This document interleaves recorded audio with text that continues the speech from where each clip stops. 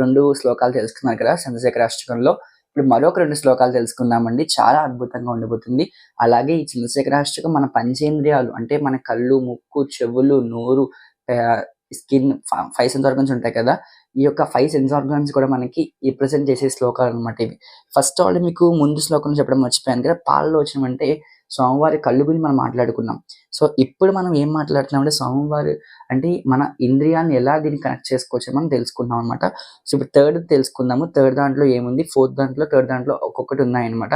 So, వీటిని కూడా మీకు ఈ వీడియోలో ఎక్స్‌ప్లెయిన్ చేస్తాను. మక్తవారణ ముఖ్యచర్మ కృతోక్తరీయ మనోహరం పంకజాసన పద్మలోచన పూజితాంగ సరోరుహం దేవసింధ తరంగ శ్రీకర స్థిత జటా శుభ్ర జటాధరం చంద్రశేఖరమాశమం కింకరిష్టి వయ్యమః అంటే ఇక్కడ ఏం అర్థమవుతుందంటే మక్తవ అంటే స్వామివారు ఏనుగు చర్మం ధరించారనమాట అండి. నిజంగా మనం ఎవరైనా ఏనుగు చర్మం ధరిస్తే ఎలా ఉంటాం చెప్పండి? చాలా ఏంట్రా బాబు అలా ధరించాడు ఏనుగు చర్మం మనం అనుకుంటూ ఉంటాం. కానీ స్వామివారు ఏనుగు చర్మం ధరిస్తే చాలా అద్భుతంగా ఉన్నాడంట. అంటే సుందరంగా మనోహరంగా ఉన్నాడంట స్వామి.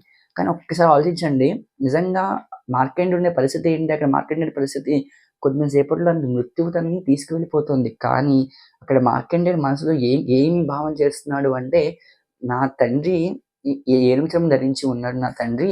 అంటే ఏనుగు చర్మం ఇక్కడ ఎందుకు ధరించాడు స్వామి అంటే, మనకి గజాసురుడు సంహారం తెలుసు కదా! గజాసురుడు సంహారం చేసినప్పుడు గజాసురుడు స్వామికి ఒక వరం కోరుతాడనమాట. స్వామి నన్ను ఎలాగో సంహారం చేసావు కానీ గజాసురుడు స్వామి యొక్క అద్భుతమైన భక్తుడు అనమాట. సో, భక్తితో స్వామికి సామవేదంలో అద్భుతమైన పంక్తులతో స్వామిని తన మరణ సమయంలో స్వామిని ప్రీతి చెందాడనమాట.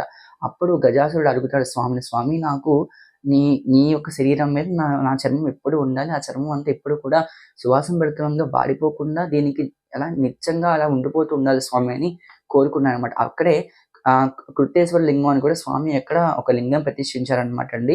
ఇది మనకి తమిళనాడులో ఇప్పటికీ ఒక క్షేత్రం ఉంది. కృత్తేశ్వర లింగం ఎక్కడ ఉందో క్లారిటీ లేదు. నాకు తమిళనాడులో ఉందనుకుంటున్నాను నేను. గజాసురుడు ఒక వరం వల్లే గజాసురుడికి స్వామి వరం ఇవ్వడం వల్లే ఒక ఏనుగు చర్మం స్వామి ధరించాడనమాట. సో, అలా ధరించిన స్వామి చాలా మనోహరంగా ఉన్నాడని చెప్పేసి మార్కండేయుడు చెప్తున్నాడండి.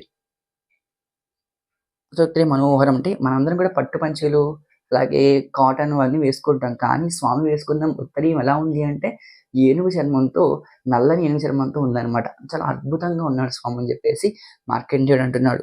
నెక్స్ట్ ఏంటి, పంకజాసన్ పద్మనాభ పూజితాంగ సరోరుహం అంటే పంకజాసనుడు పద్మలోచనుడు అంటే అద్భుతమైన కన్నులు కలవాడు నా తండ్రి అద్భుతమైన కన్నులు కలవాడు అని చెప్తున్నాడన్నమాట. పూజితాంగ సరోరుహం అంటే ఎంతోమంది దేవతలందరూ కూడా స్వామిని పూజిస్తూ ఉంటారు. అలాగే తన శిరస్సు మీద ఎప్పుడు కూడా గంగ అలా ప్రవహిస్తూనే ఉంటుంది.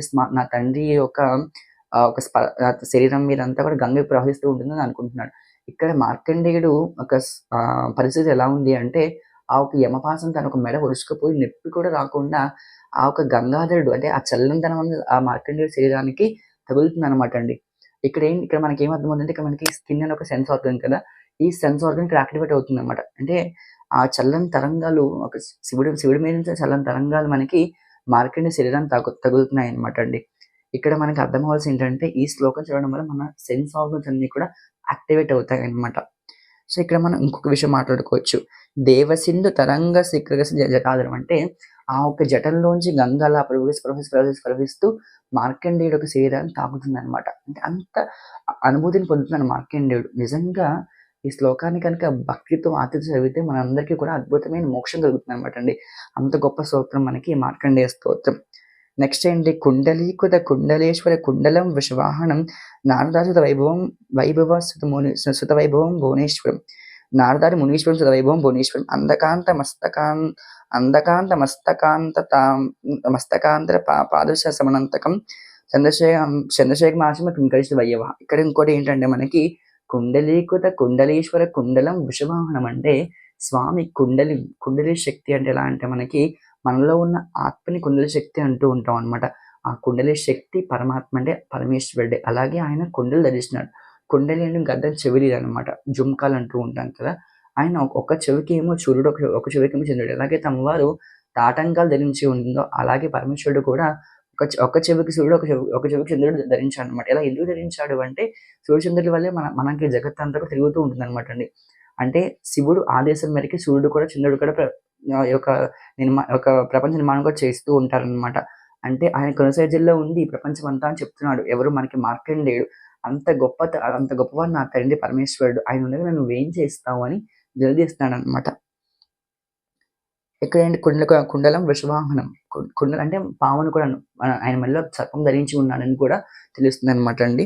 ఇక్కడ ఇంకొకటి అర్థం ఏంటంటే మనకి సర్పము దేనికి సంకేతం అంటే మనకి మెడిసిన్స్ వాడుతూ ఉంటాం కదా మనం. లైక్ ఇప్పుడు అలోపతి అయినా కూడా లేకపోతే ఆయుర్వేదం కూడా మనకి మెడిసిన్స్ వాడుతూ ఉంటాం. కొన్ని మెడిసిన్స్‌లో మనకి స్నేక్ యొక్క పాయిజన్ కూడా కలుపుతూ ఉంటారనమాట.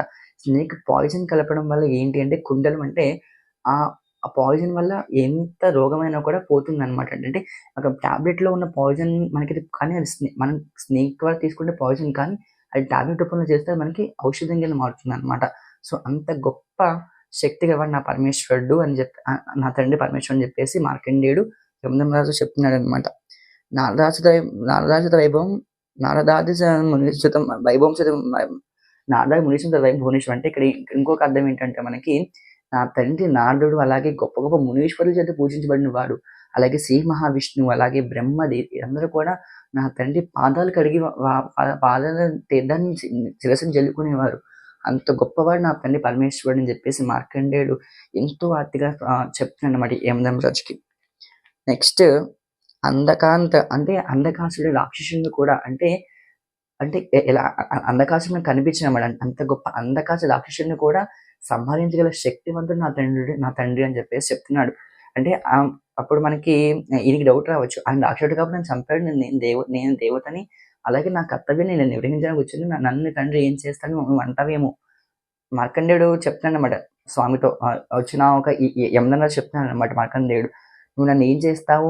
నీ తండ్రిని ఏం చేస్తాడు? నేను దేవతని అని అనుకుంటావేమో. కానీ నా తండ్రి నువ్వు దేవతమైనా కూడా అందరి దేవతలు కూడా నా తండ్రి పాదాలని పూజించేవారు అని చెప్తున్నాడన్నమాట అండి. ఇక్కడ యమధర్మరాజుకి వణుకు పుట్టిస్తున్నాడు మార్కండేయుడు. తన ఒక శ్లోకంతో తన స్తోత్రంతో ఒక్కొక్క లైన్‌కి ఒక్కొక్క తిరుమత పెరిగే కొద్దికి యమధర్మరాజు చేతులు వణికిపోతున్నాయన్నమాట. అంత గొప్పగా స్తోత్రం చేశాడు మార్కండేయుడు.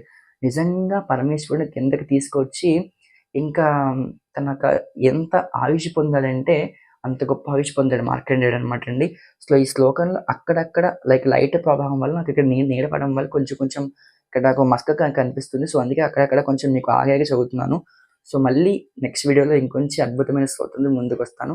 ఇదే నెక్స్ట్ ఇంకొక 2 వీడియోస్ రాబోతున్నాయన్నమాట. సో, ఈ 2 వీడియోస్ మీరు చూస్తారని మనస్ఫూర్తిగా కోరుకుంటున్నానండి. సో, వీలైతే మన ఛానెల్ సబ్స్క్రైబ్ చేయండి, లైక్ చేయండి, షేర్ చేయడం మాత్రం మర్చిపోకండి. చంద్రశేఖర అష్టకం ఎంత గొప్పగా ఉంటుందో మీ అందరికీ కూడా నాకు తెలిసి అర్థమవుతుంది అనుకుంటున్నాను. నాకన్నా గొప్పవాళ్ళు చాలా మంది చెప్పారు. సో, మీకు ఇది అర్థం కాకపోతే వేరే ఛానెల్స్‌కి వెళ్ళి చూడొచ్చు అనమాట. సో, శ్రీమాత్రే నమః, జై శ్రీరామ్.